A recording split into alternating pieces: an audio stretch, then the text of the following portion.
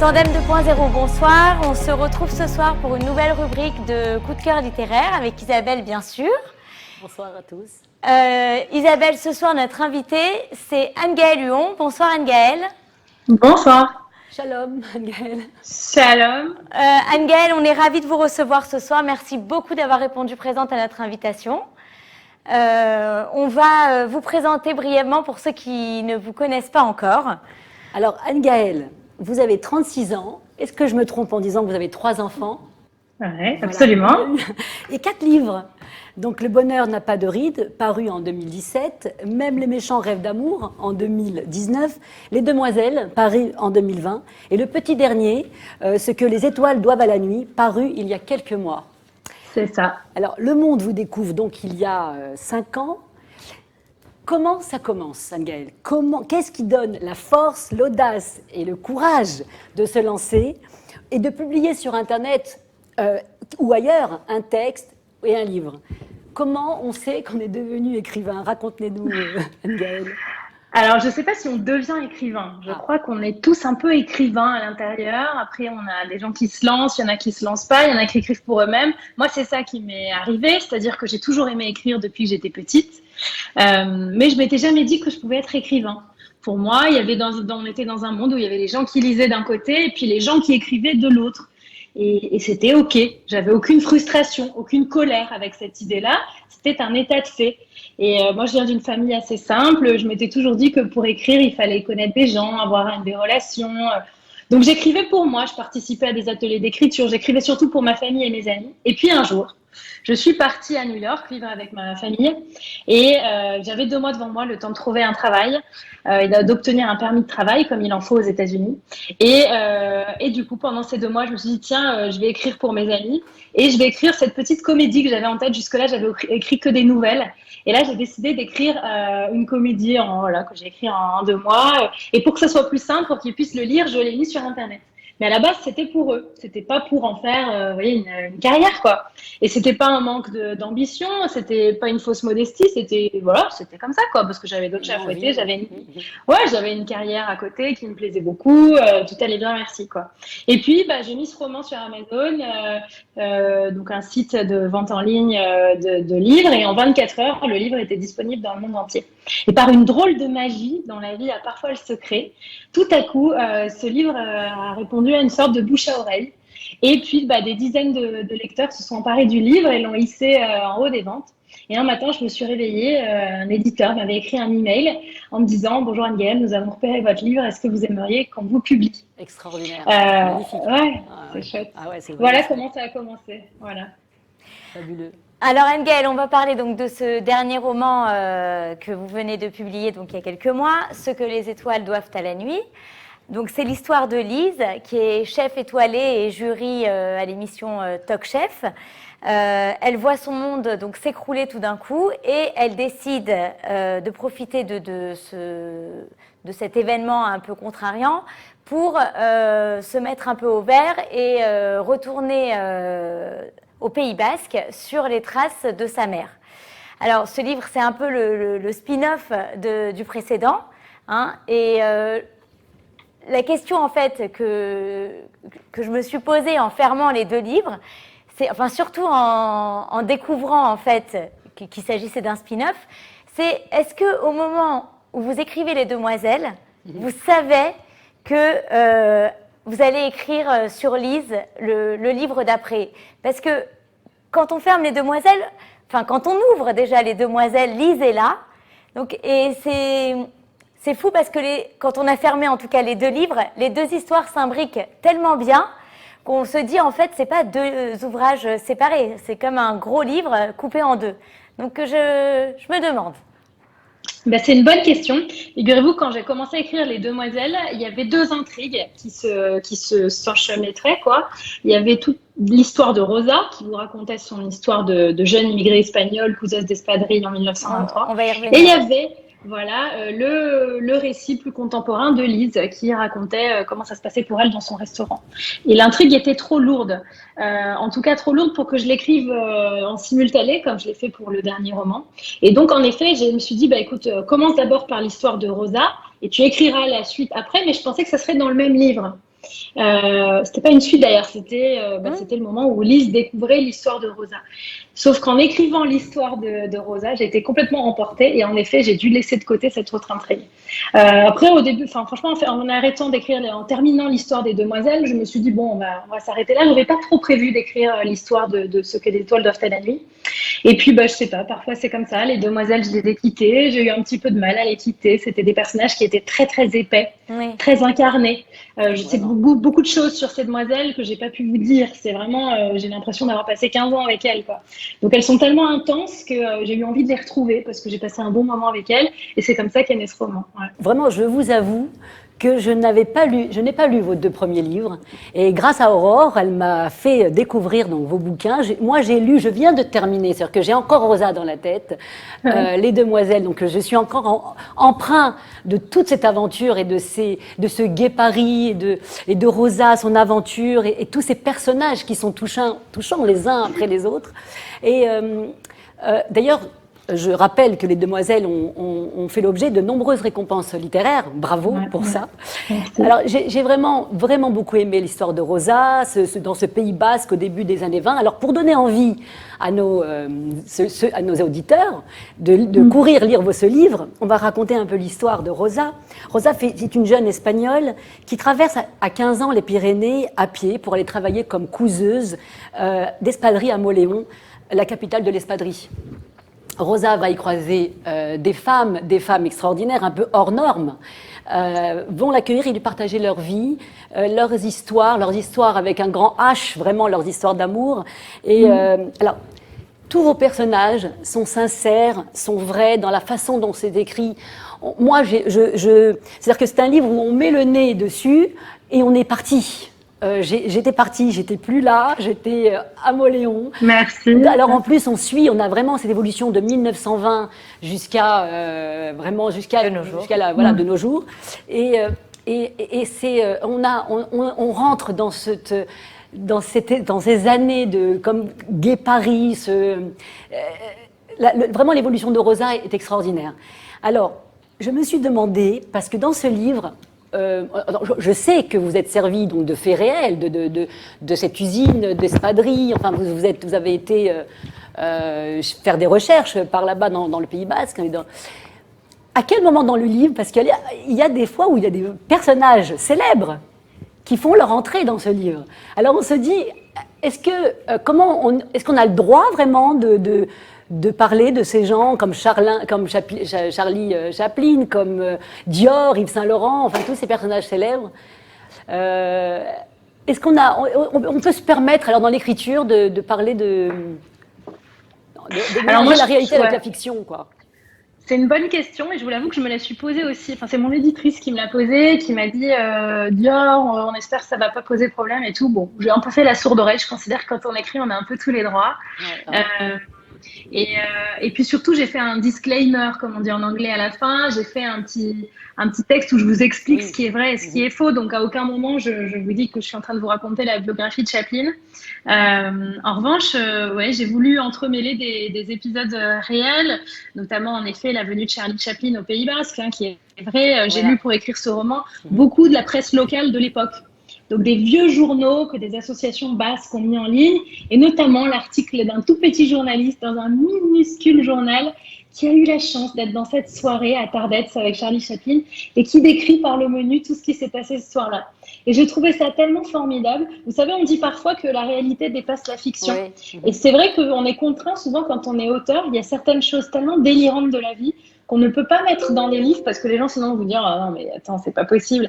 Et donc j'avais besoin à la fin d'écrire que Charlie Chaplin était vraiment venu dans ce trou paumé parce que franchement mais même moi j'y croyais pas. Mais comment il a pu se retrouver là quoi, parce que c'est pas la côte basque, c'est vraiment le cœur de la 1h30 de route aujourd'hui. Donc à l'époque c'était au moins à 2h30 de route. Voilà, donc moi je me suis autorisée cette liberté. Je considère qu'elle donne un peu de pétillance à l'histoire. Ouais, voilà. Mais c'est vrai que les gens qui sont peut-être un peu près au pied de la lettre vont dire ah bah oui mais bon on va pas trop en révéler parce que ça un peu de spoiler, mais ça donne envie. Voilà. Enfin ça fait rêver. J'ai trouvé que vraiment c'était ça agrandissait encore plus enfin, à quel point l'histoire de Rosa est merveilleuse, quoi, vraiment. Ouais. Ouais, c'est le Bah oui, portrait d'un parce que, siècle. C'est ouais, une saga. c'est ça. son histoire, elle fait rêver. Enfin, dans la difficulté, mais aussi dans tout ce qui lui arrive. Ouais. Voilà, c'est comme c'est quand on croit aux rêves, c'est comme à ses rêves, c'est comme quelqu'un qui écrit, c'est pareil. Elle décide, enfin voilà, pour pas trop en parler, mais elle a réussi où elle voulait arriver, quoi, dans sa Plus au-delà même. au-delà. Ouais, au-delà, ouais. On dit souvent que les meilleurs personnages, les meilleurs héros, c'est ceux qui savent pas encore ce dont ils ont besoin. Vous remarquerez souvent au début des films ou des livres comme ça, où il se passe beaucoup de choses, le narrateur ou le héros, en l'occurrence, a toujours un objectif, une envie.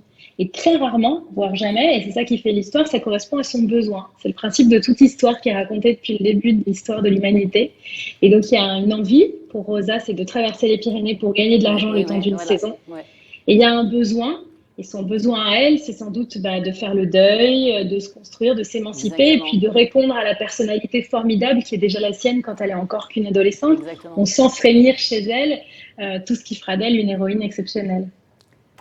Alors Anne-Gaëlle, je voulais revenir sur vos 2 premiers romans hein, aussi, parce que moi c'est grâce à eux tout de même que je vous ai découverte. Donc je vous avais découverte avec Le bonheur n'a pas de rides, je pense comme beaucoup de monde, puisque même Amazon, enfin vous étiez sur les conseils d'Amazon dans mes choix de livres. Je crois que même Amazon est au courant, j'ai un attachement très particulier à ma grand-mère, que je partage avec Isabelle, j'en parle tout le temps. Souvent. Bref, et donc dans même Les méchants rêves d'amour, je vous avoue que vraiment, c'est un livre que je vais garder, que je relirai, je pense. Parce que... moi, je les ai déjà commandés. Il est très touchant dans son... Je pense vraiment dans son authenticité. On sent votre attachement, on sent qu'il y a beaucoup de vous dedans, j'ai l'impression. D'abord aussi parce que vous nous le dites à la fin du livre. Mais en tout cas, moi, la relation de Julia et de sa grand-mère, j'ai trouvé que vraiment c'était ça m'a complètement parlé. Ça a été vraiment quelque chose de profond, de sincère. Et je me demandais comment vous, en tant qu'auteur, quand vous livrez quand même une bonne partie de vous, de votre histoire, de l'histoire aussi de votre grand-mère, à quel moment on se dit ok, donc là je livre un vrai morceau de moi, est-ce qu'on n'a pas peur? Est-ce qu'on n'en attend pas plus de ses lecteurs, de son public, en train de se dire bon bah là j'ai vraiment mis un vrai bout? Est-ce qu'au cas où, j'imagine qu'il y a quand même une peur de se dire peut-être ça va pas être accueilli comme moi je l'ai envoyé, le message, la façon dont on le reçoit, il n'est pas forcément le même de la façon dont on l'envoie. Est-ce que ça vous a pas rendu un peu... c'était quoi votre sentiment? C'est une bonne question et je crois que ça c'est une question dont on pourrait parler des heures parce que c'est le fondement même de l'écriture. C'est l'authenticité. Bon sang, qu'est-ce qui vous pousse vous, écrivain, à vous mettre tout nu devant tout le monde en espérant qu'on vous dise que vous êtes beau, quoi. C'est quand même trop bizarre hein, comme exercice. Et pourtant, ça vient de loin. Hein. Les écrivains vous disent toujours je ne peux pas faire ça, en fait. Je ne peux pas faire autrement. Après, moi, ce roman, il est particulier parce que, comme vous dites, déjà, ça touche à ma grand-mère. C'est le plus intime, je pense, que j'ai écrit, en tout cas, dans le fond. Et je me suis vraiment posé la question parce que ma grand-mère, donc, elle m'a confié un carnet dans lequel elle me révélait le plus grand secret de sa vie. Elle ne l'avait même pas dit à ses fils, 4 garçons. Donc personne dans cette famille ne savait. Et donc j'avais une responsabilité à ce moment-là, pile au moment où elle a perdu la mémoire et où elle ne pouvait plus répondre à mes questions, de si oui ou non j'allais creuser et surtout en parler autour de moi. Et donc j'ai utilisé cette baguette magique qu'on a nous les écrivains de fiction. J'ai décidé de l'enrober de fiction, de déguiser un petit peu cette histoire. Et c'est en effet une fiction. Donc, vous voyez, en effet, la narratrice, elle s'appelle Julia, elle est écrivain à Paris, mais c'est pas moi. C'est un petit peu moi, mais pas complètement. Et l'histoire qui est révélée dans le carnet, pour grande partie, c'est celle de ma grand-mère, mais pas complètement. Et donc, il y a des petits superfuges qui m'ont permis, moi, de pas tout dire complètement. Ma famille m'a pas posé tant de questions que ça. Certains oui, certains non, et c'est très bien comme ça.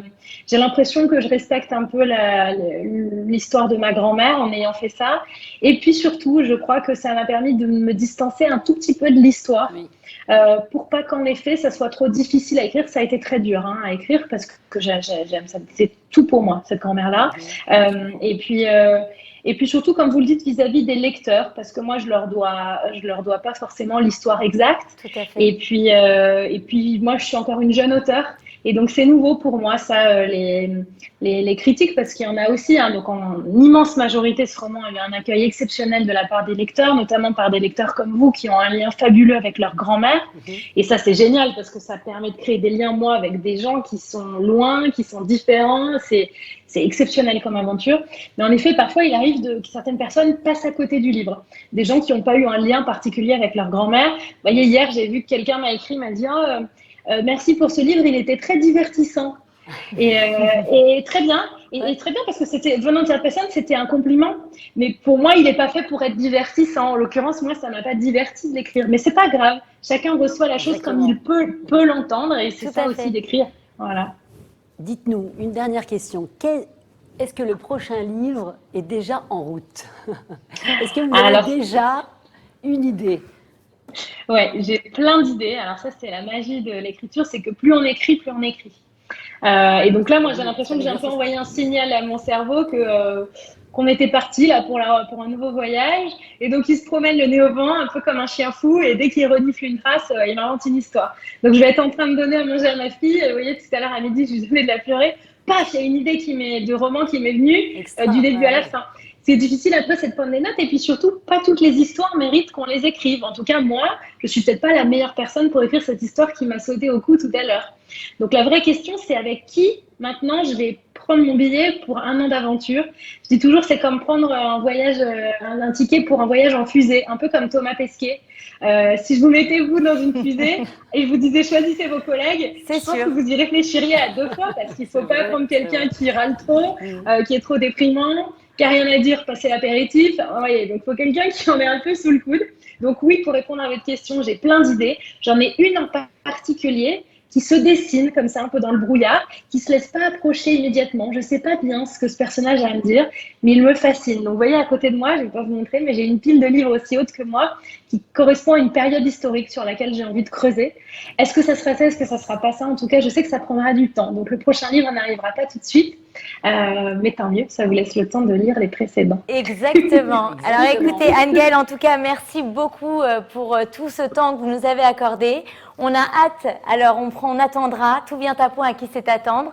Ouais. On prendra le temps. Je peux me permettre de poser une question? J'ai toujours la même question. J'ai souvent cette question. Ça m'intéresse, moi, vraiment, pour terminer.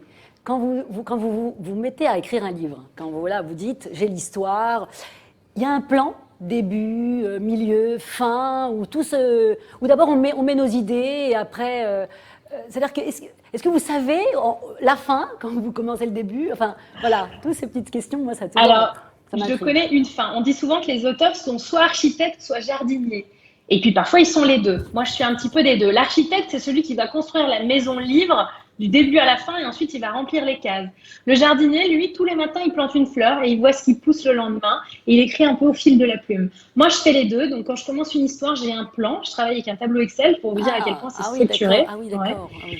Je fais un grand interview pendant des jours et des jours de mes personnages pour voir ce qu'ils ont à raconter. Et ensuite, on se met en écriture. Donc ça prend un temps fou à préparer. Mais une fois qu'on est lancé, on est obligé de laisser les personnages aller là où ils veulent aller. Et il arrive parfois qu'ils prennent des chemins parallèles et que la fin qu'on attendait n'est pas celle qui advient. Et c'est ça qui est magique, c'est qu'en fait, même moi en écrivant, je suis surprise. Vous voyez par exemple ce que les étoiles doivent à la nuit. À la base, c'était Rosa qui racontait cette histoire. Et puis en fait, je me suis rendu compte que c'était Lise qui avait davantage à dire et aussi un certain Balthazar que j'avais pas du tout vu venir dans l'histoire. Et c'est à la fin que j'ai compris ce qu'il venait faire là. Donc c'est assez magique et tant mieux. Pourtant, quand on lit le livre, on se doute. Mais alors oui, on se doute parce que pour écrire un livre de 300 pages, moi j'en écris à peu près 500 et que c'est ensuite, si vous voulez, ça se construit à l'envers. C'est en écrivant et à la moitié de se rendre compte où on est et là il faut faire des choix et se dire bon bah attends, ça on va le couper, tous les passages où Rosa parle, on va le garder pour peut-être jamais. J'ai une espèce de fichier qui s'appelle Corbeille dans lequel je mets tous les passages que j'aime bien mais malheureusement qui n'ont pas leur place. Et ensuite je rétropédale. Et là, dans ce livre-là, j'avais envie que le lecteur, dès le début, sache, ou peut-être pas dès le début, mais dans les premières pages, où on allait. J'avais envie qu'il y ait une ironie dramatique. L'ironie dramatique, c'est quand vous en savez davantage que les personnages. Et donc ça, c'est intéressant parce que vous pouvez encore plus observer Lise et voir comment elle réagit à la chose. Tout à fait. Et donc, là, je l'ai construit a posteriori. Vous voyez, j'ai rajouté des scènes pour qu'on puisse faire ce chemin ensemble, vous et moi. Et à la fin, normalement, ça boucle bien. Mais c'est pas immédiat. C'est beaucoup de va-et-vient. Voilà. Ben, écoutez, en tout cas, ça marche parce que les 2 livres, d'ailleurs vos 4 livres, écoutez, je pense plaisent beaucoup, sont pas que divertissants, ils viennent nous cueillir aussi beaucoup. Et donc, je vous avoue que j'ai hâte de lire le prochain dès qu'il sera prêt, sorti, paru, et que j'espère que la prochaine fois, vous viendrez nous le présenter ici même, en Israël. On vous accueillera avec joie, avec le soleil, la mer, et peut-être même qu'on fera ça en extérieur, qui sait. Ça serait génial. Je serai là. Merci beaucoup, Tandem 2.0. À bientôt. Je vous retrouve très vite pour une prochaine émission. Au revoir. Merci beaucoup. Au revoir.